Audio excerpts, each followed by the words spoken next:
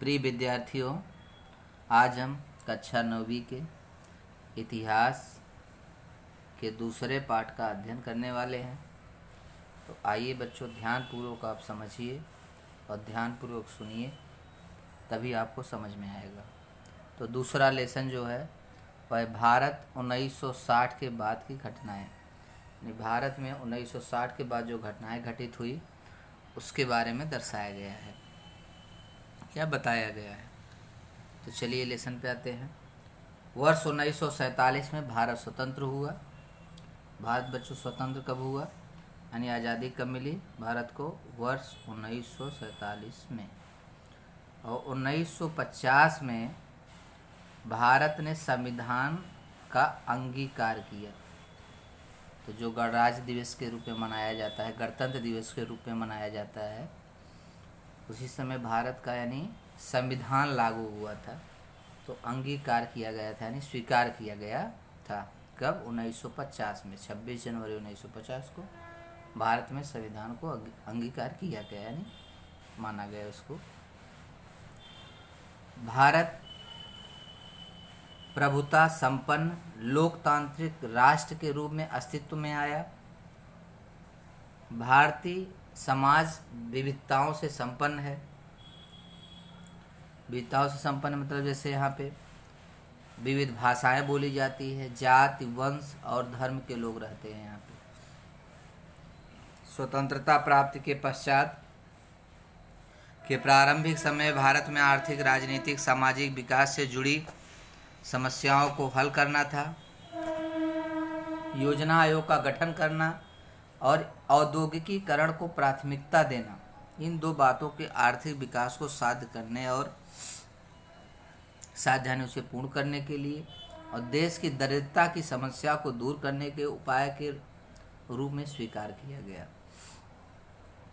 चुनाव को सफलतापूर्वक संपन्न कराया जाना और लोकतांत्रिक परंपराओं के प्रति हमारे विश्वास के कारण हमें राजनीतिक स्थायित्व प्राप्त करना संभव हुआ। साथ ही उन अनगिनत सामाजिक सुधारों को प्रत्यक्ष में उतारने के प्रयास किए गए जिन सुधारों में कमजोर समाज के सभी वर्गों के लिए विभिन्न कार्यक्रमों और नीतियों का समावेश था। तो ऐसे बहुत से जो है बच्चों इसमें क्या किया गया? सुधार किया गया। स्वतंत्रता के पश्चात बहुत से ऐसे तो योजना आयोग का जो गठन किया गया, तो इसमें इसी प्रकार से जो है बहुत से ऐसी समस्याएं जो थी उसे सुधारने के लिए योजना आयोग का क्या किया गया था बच्चों? गठन किया गया था। 1960 का दशक देखिए, उस समय भारत की राजनीतिक परिस्थितियों को प्रभावित करने वाली कई घटनाएं वर्ष 1960 के दशक में घटित हुई। पुर्तगालियों के आधिपत्य में गोवा, दमन और दीव प्रदेश थे। जो इस समय देखिए बच्चों, जो आप पढ़ते हैं केंद्र शासित प्रदेश जो हैं, तो उन केंद्र शासित प्रदेश में गोवा, दमन, दीव आता है। यह पुर्तगालियों ने जो है क्या कर लिया था? अपने आधिपत्य में ले लिया था। उस पर उनका क्या था? शासन था। यह प्रदेश पुर्तगालियों के आधिपत्य से मुक्त हुए वे भारतीय संघ राज्य के अंग बने। तो देश के उत्तरी सीमा पर वर्ष 1950 से ही भारत और चीन के बीच तनाव बढ़ता जा रहा था। अंततः इस तनाव की परिणति दोनों देशों के बीच सीमा रेखा युद्ध में हुई। इसका जो परिणाम हुआ वह क्या हुआ? सीमा रेखा। यह युद्ध मैकमोहन वर्ष 1962 में जो है रेखा के क्षेत्र में हुआ। तो मैकमोहन रेखा बच्चों जो है, यह मैकमोहन रेखा आपको याद रखना है। यह भारत और चीन के बीच में है। जो भारत और चीन को क्या करता है? डिवाइड करता है, बांटता है। इसका नाम है मैकमोहन रेखा। वर्ष 1962 में, आपको ये भी याद रखना है। भारत स्वतंत्र होने के पश्चात के कालखंड में प्रधानमंत्री पंडित जवाहरलाल नेहरू भारत का नेतृत्व किए। वे भारत के विदेश नीति के शिल्पकार थे। भारत के सामाजिक आर्थिक विकास में उनके द्वारा दिया गया योगदान बहुमूल्य है। वर्ष 1964 में भारत के प्रधानमंत्री पंडित नेहरू का निधन हुआ। इसके पश्चात यानी उनकी मृत्यु हो गई। तो आपको ये भी याद रखना है 1964 में प्रधानमंत्री भारत के जो प्रथम थे उनका क्या हो गया, पंडित जवाहरलाल नेहरू का निधन हुआ। इसके पश्चात लाल बहादुर शास्त्री प्रधानमंत्री बने। जो द्वितीय प्रधानमंत्री थे वह भारत के कौन थे, लाल बहादुर शास्त्री। उनके कार्यकाल में 1965 में भारत और पाकिस्तान के बीच कश्मीर समस्या को लेकर पुनः एक बार युद्ध हुआ। 1965 में भारत और पाकिस्तान के बीच कश्मीर समस्या को लेकर के क्या हुआ, युद्ध हुआ। तो दोनों देशों के बीच सोवियत यूनियन के मध्यस्थी बीच बचाव वाले करने का प्रयास किया लाल बहादुर शास्त्री ने।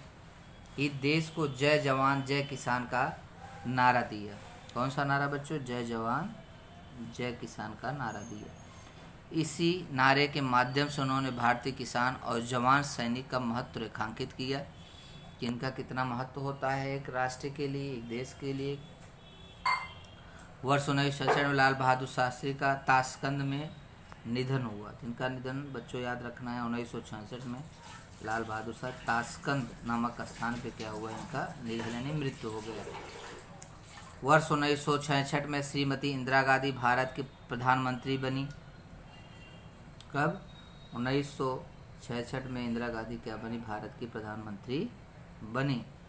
उनके कार्यकाल में पाकिस्तान ने पूर्व पाकिस्तान के प्रति दमन नीति का अवलंबन किया। यही दमन नीति पूर्व पाकिस्तान में बहुत बड़ा आंदोलन शुरू होने का कारण बनी। इस आंदोलन का नेतृत्व शेख मुजीब उर रहमान की मुक्त सेना ने किया। पूर्व पाकिस्तान की इस समस्या का परिणाम भारत पर भी हुआ, क्योंकि पूर्व पाकिस्तान से करोड़ों शरणार्थी भारत में आ गए थे।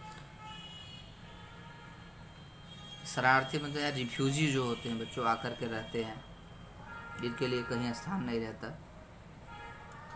1970 का दशक देखिए। 1971 में भारत और पाकिस्तान के बीच युद्ध हुआ। इस युद्ध के परिणति बांग्लादेश के स्वतंत्र होने में हुई।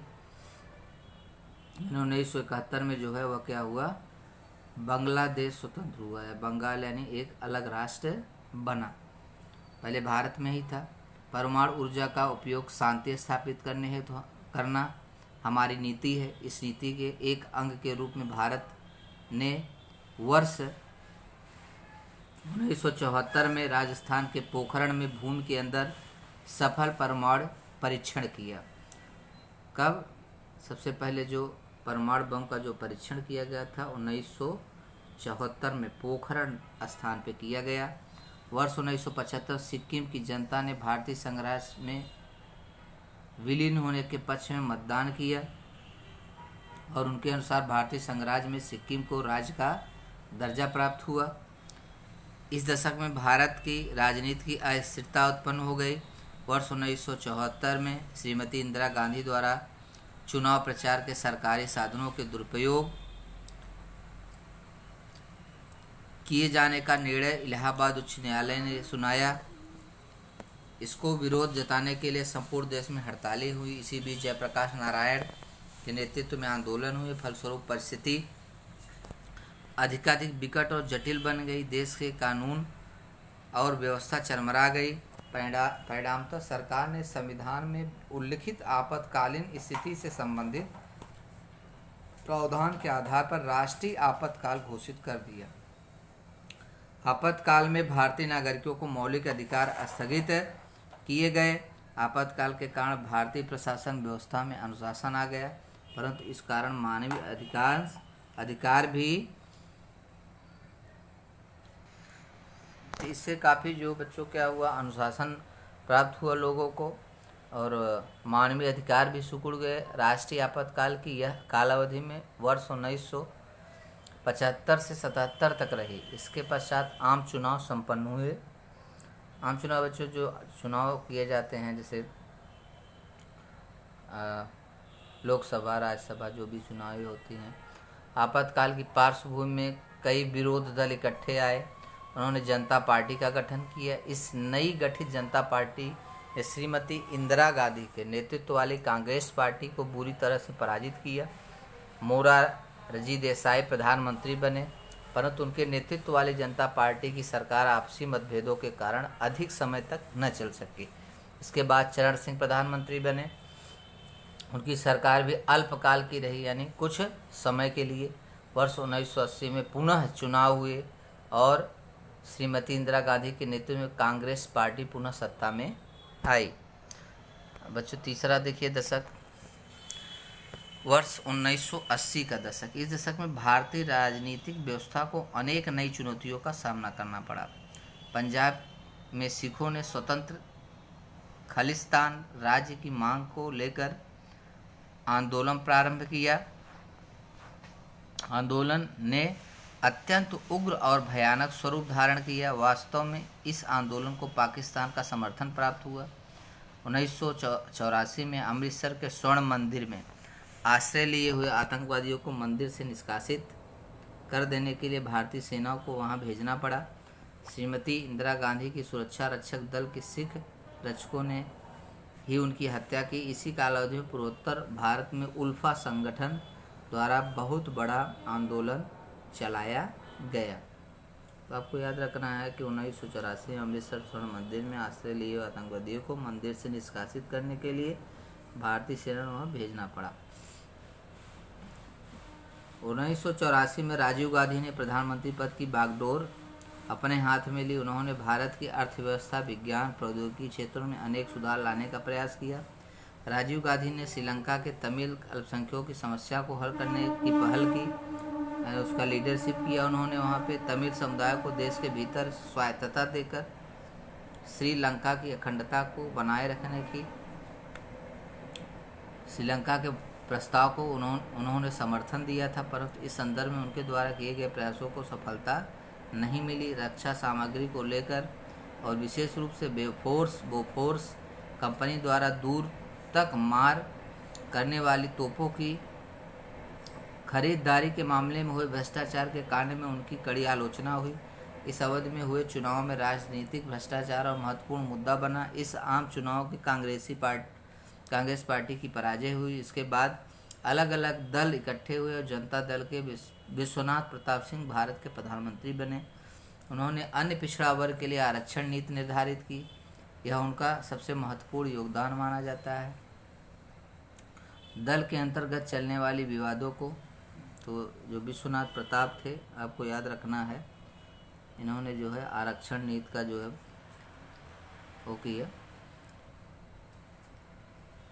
तो दल के अंतर्गत चलने वाली विवादीय कलहों के कारण अधिक समय तक प्रधानमंत्री पद पर बने नहीं रह सके। 1990 में चंद्रशेखर भारत के प्रधानमंत्री बने।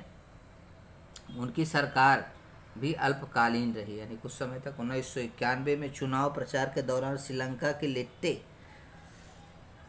संगठन ने राजीव गांधी की हत्या की।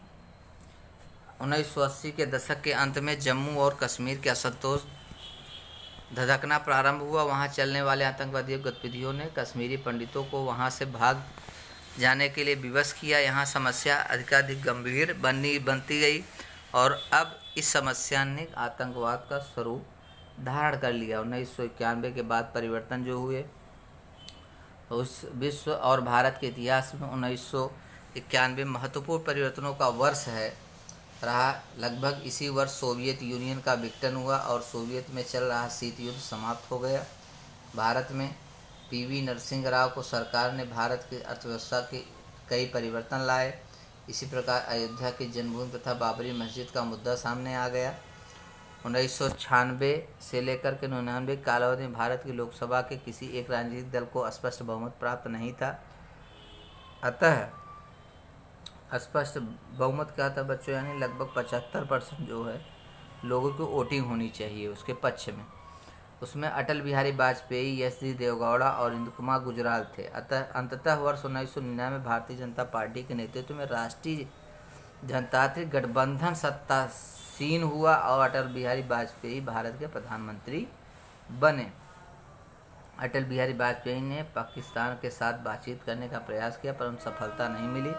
1998 में भारत ने और भी परमाणु परीक्षण कर स्वयं को परमाणु अस्त्रधारी राष्ट्र के रूप में घोषित किया। 1999 कश्मीर के मुद्दे पर फिर एक बार भारत और पाकिस्तान के बीच कारगिल में युद्ध हुआ। इस युद्ध में भी भारत ने पाकिस्तान को पराजित किया। भारत की अर्थव्यवस्था स्वतंत्रता प्राप्ति के बाद अर्थव्यवस्था का आधुनिकीकरण, आर्थिक आत्मनिर्भरता, सामाजिक न्याय, साथ साथ सामाजिक ढांचा भारतीय अर्थव्यवस्था की विशेषताएं रही हैं। उद्योग की स्थापना कर भारत को आधुनिकीकरण, आत्मनिर्भरता को साध्य करना था, यानी पूरा करना था उसे। सामाजिक न्याय पर आधारित अर्थव्यवस्था को नियोजन द्वारा अस्तित्व में लाना था। अतः योजना आयोग का गठन किया गया और पंचवर्षीय योजना को प्रारंभ किया गया। यानी पंचवर्षीय योजना यानी 5 जो चुनाव होते हैं लोकसभा के, वह क्या होंगे, 5 वर्ष में होंगे। वर्ष 91 में 1991 में नरसिंह राव की सरकार ने आर्थिक सुधारों को क्रियान्वित करना प्रारंभ किया। इन आर्थिक सुधारों को आर्थिक उदारीकरण कहते हैं। इस नीति के कारण भारत की अर्थव्यवस्था संपन्न बनी और भारत में विदेशी निवेश में समृद्ध हुई। उद्योग विज्ञान क्षेत्र के कुशल भारतीय व्यवसायों ने भारतीय अर्थव्यवस्था को सुधारने हेतु सहयोग दिया। सूचना और प्रौद्योगिकी क्षेत्र में उद्योगों ने रोजगार के नए अवसर पैदा किए। 1991 में कौन से बच्चों, सूचना और प्रौद्योगिकी रोजगार के अवसर पैदा किए। वर्ष 1900 के पश्चात नए परिवर्तनों का वर्णन वैश्वीकरण के रूप में किया जाता है। विज्ञान और प्रौद्योगिकी, भारत ने आत्मनिर्भर बनने के लिए जो प्रयास किए उसमें 2 प्रमुख महत्वपूर्ण घटनाओं का समावेश किया जा सकता है।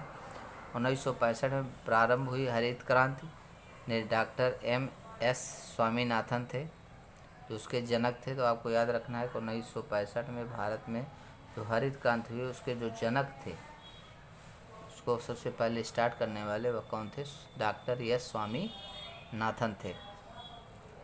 उन्होंने नवीन वैज्ञानिक तकनीक का उपयोग कर खाद्यान्न उत्पादन में वृद्धि की और डॉक्टर वर्गीस कुरियन द्वारा दूध उत्पादन क्षेत्र में चलाए गए सहकारिता आंदोलन के प्रयासों से भारत में दूध का उत्पादन बड़ी मात्रा में बढ़ा। इसी को धवल क्रांति कहते हैं। तो आपको ये याद रखना है, डॉक्टर वर्गीस कुरियन द्वारा दूध उत्पादन के क्षेत्र में चलाए गए सहकारिता आंदोलन प्रयोग से भारत में दूध का उत्पादन बड़ी मात्रा में बढ़ा। इसी को धवल क्रांति कहते हैं, आता है एग्जाम में। तो भारत ने परमाणु ऊर्जा और अंतरिक्ष अनुसंधान के क्षेत्रों में बहुत उन्नति कर ली। डॉक्टर होमी भाभा ने भारत के परमाणु ऊर्जा कार्यक्रम की नींव रखी। ऊर्जा का उपयोग बिजली निर्माण, औषधियों तथा रक्षा जैसे शांतिपूर्ण उद्देश्यों के लिए करने का भारत ने सदैव बल दिया। भारत ने अंतरिक्ष प्रौद्योगिकी में ठोस कार्य किया और वर्ष 1975 में अगला उपग्रह आर्यभट्ट अंतरिक्ष में प्रक्षेपित किया गया। तो 1975 में जो है प्रक्षेपित किया गया। आज भारत के पास एक सफल अंतरिक्ष योजना है। इसके अंतर्गत अनेक उपग्रह अंतरिक्ष में छोड़े गए। दूरसंचार क्षेत्र में भी उन्नति हुई। सामाजिक क्षेत्र में परिवर्तन, इसका अलावा भारत सामाजिक क्षेत्र में महत्वपूर्ण परिवर्तन, जैसे मेन परिवर्तन क्या था, महिलाओं को सशक्तिकरण की समस्याओं को क्या किया गया, हल किया गया। और मानव संसाधन विकास मंत्रालय द्वारा महिला को बाल विकास विभाग का गठन किया गया। तो मेन जो सामाजिक ये है, फलतः वर्ष 1985 में मानव संसाधन विकास अंतर्गत महिला बाल विकास महिलाओं का गठन किया गया। ये आपको याद रखना है। तो ये तो क्या था, सामाजिक था। वैश्वीकरण देखिए, वैश्वीकरण के कारण आर्थिक, राजनीतिक तथा प्रौद्योगिकी, सामाजिक, संस्कृति जैसे सभी क्षेत्रों में अनेक परिवर्तन हुए। उनमें कुछ परिवर्तनों की चर्चा उपयुक्त परिच्छेद में की है। वैश्विक जैसे इसमें क्या, भारत, G20, ब्रिक्स, ये आपको याद रखना है। ब्रिक्स का मतलब क्या होता है, Brazil, Russia, India, China, South Africa. BRICS का मतलब 1 नंबर का आता है। तो अंतर्राष्ट्रीय क्षेत्र संगठनों के महत्वपूर्ण सदस्य देश हैं, इन्हें ब्रिक्स कहा जाता है। भारत ने दूरसंचार प्रौद्योगिकी क्षेत्र में बहुत हुई एक महत्वपूर्ण क्रांति का अनुभव किया। तो ब्रिक्स जो है या क्या है, अंतर्राष्ट्रीय संगठनों का महत्वपूर्ण सदस्य है।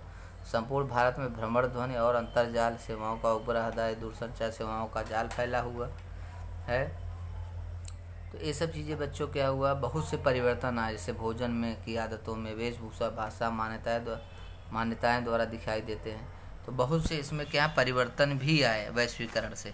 जब एक दूसरे देश में जाना आना हुआ, ये सब चीज़ें हुई, तो हमको बहुत से इसमें परिवर्तन भी दिखाई देते हैं। तो बच्चों आज के लिए इतना ही। अब हम अगले चैप्टर में फिर से आपको दूसरे लेसन के बारे में बताएंगे। तो आपको ज़रूर है पसंद आया होगा। ध्यान से आप इसे देखिए और समझिए और अपने दोस्तों के बीच शेयर करें।